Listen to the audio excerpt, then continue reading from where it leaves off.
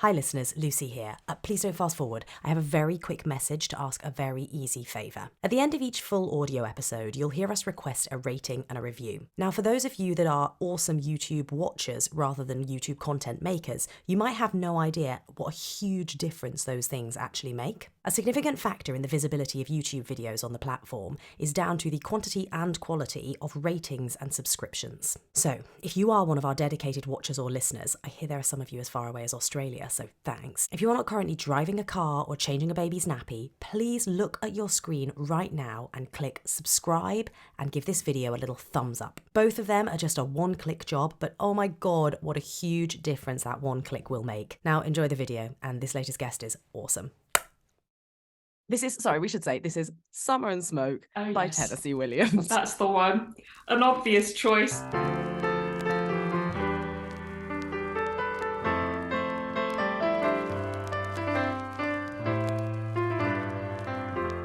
Vaguely, what's the play about? What is Summer and Smoke? Okay, the nutshell is it's a will they, won't they love story. The play follows a young woman called Alma, who's the daughter of a preacher. And she lives next door to the son of a doctor called John. And it follows her lifelong. Now, these words, you could say love, fixation, obsession, infatuation with this boy next door. But then at the main development of the play is this year where John returns from having studied as a doctor at university, and it follows this year where the two of them meet and miss each other over a year and sort of explore each other's ideologies. We already all knew that historically this play didn't do very well, but in the rehearsal room, it felt easy's not the right word, but things just made sense. And looking back, I think it's because that play was married with the perfect director because of Rebecca. I'm going through a bit of a phase at the moment. Yeah. I'm sick of the word relatable. I just feel like every time I see a play come out, do you know what I mean? Every time something gets announced, everyone's like, it's just so relatable right now. Relatable? And I'm like, wait, yeah, there's loads. Relatable deals with the human condition, the journey of the character. Of course, yeah. And the annoying thing is, a lot of things are relatable. I'm not saying that's a bad thing. It's great that they're relatable, but I feel like it's become the thing that everyone thinks is going to draw audiences in. And you're like, can we not just assume that any play that's being done is being done because people are going to be able to relate to it in some way? Relate to it, and I hope it deals with the human condition. Can you now explain what the speeches you've picked, where in the story that takes place? Let me just get my trusty... Oh, your trusty Summer and Smoke. So this monologue, this moment, comes towards essentially almost the end of the play. Alma's just gone through a health scare. She basically has I would say a nervous breakdown, and she just finds out that John, the love of her life, is potentially engaged to another woman. Although she's doing something destructive, I do think it's a very brave, vulnerable, beautifully written bit of what's the word, like love confessing. I do remember learning it for the first time properly. I have a vivid memory of being on my bed and I had a playlist. It's the only character I've ever created a playlist for, and it still exists on my phone. And whenever I experience music that's very melancholy, if there's any longing and melancholia in it, then it goes straight onto this playlist. And to ask the question that we all hate to be asked, but actually it feels relevant here. I'm scared. How do you learn your lines? Oh, repetition. I do have a very specific way of learning, which is uniting it. So it's not just one like intimidating block of words.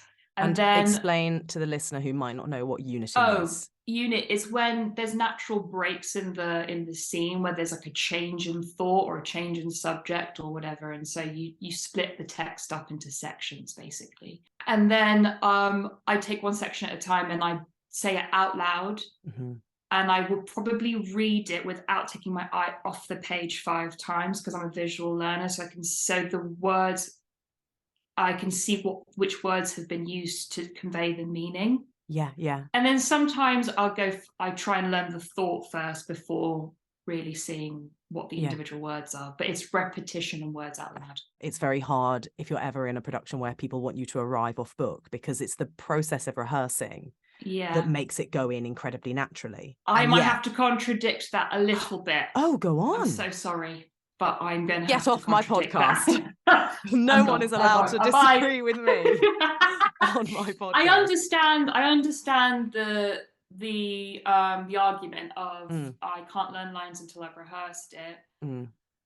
But I myself can't rehearse anything freely until I know where I'm going in the scene. Yes, it is much easier as well, also, just to not have that thing in your hand. Yeah.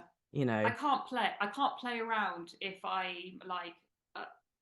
When you do a self-tape, yes, do you learn your lines or do you stick them? I learn my lines. I haven't. I am so, as we've established. Get off again. Get off my podcast. I used to be really hard on myself if I got one word wrong. Yeah. And my partner was the one who taught me, it doesn't.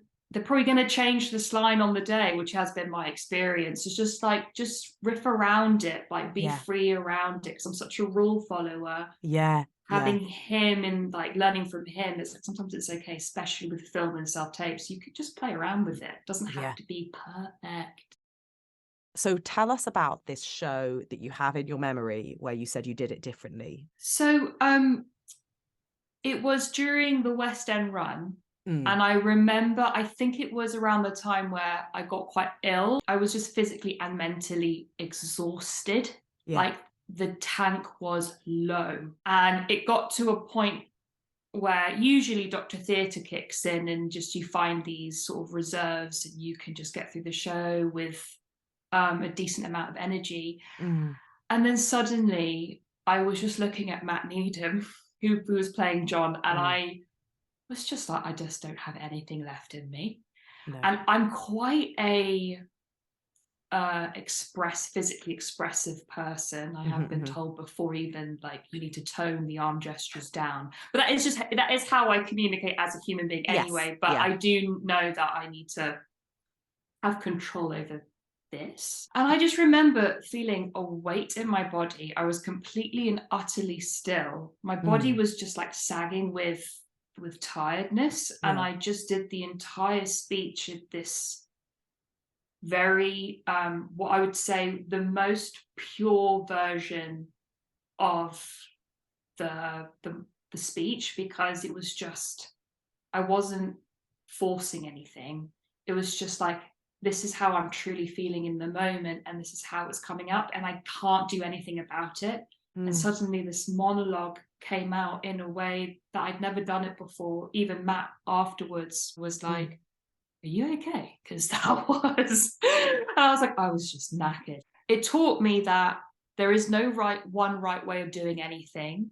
If it's true to how you as the actor are feeling in the moment, it more or less always works. So I do have a question. Yeah. Is there a world in which I can have a pee break? Oh my God, go have a quick pee break. Yeah. Okay. Yeah. There is one more question I wanted to ask, certainly to do with this play, if not this speech, which is the Olivier. Oh, yeah. I have a few questions. What was the experience like of winning? Do you feel pressure to win again? As an Olivier winner, do you feel like you need to do it again? Or are you great, ticked that off? And did it change how people dealt with you career-wise? So the experience of that evening was one of the scariest nights of my life, because it was at the Royal Albert Hall, which is huge. Yeah. And I was just wishing and willing that I wouldn't win, so that I didn't have to get up in front of all of those people and have to form sentences of gratitude. Like, because public speaking gives me like the heebie-jeebies, and I hate it. I'm not actually a naturally articulate human being. Anyway, under pressure, no way. I remember, like, I've got traumatic memories of doing public speaking at school, like doing competitions, and because I did plays, people we are assume so like the opposite. I was such a precocious, like, love public speaking. My friends just asked if I'll officiate their wedding ceremony, and I'm like, yes, oh my god, put me in front of those people. No, I can't. There should be a meme. It's like there's two types of actor, and it'd be you and me, Patsy. I'd be there constantly like da da da. But I do remember the only time I relaxed was when they were announcing it, because I was at the very back of the auditorium, placed bang smack in the middle of a row. You were like, I haven't won. I haven't won. I can because they wouldn't put me here. I can chill out. And then I remember hearing my name, and I was going, no! But that night, amazing.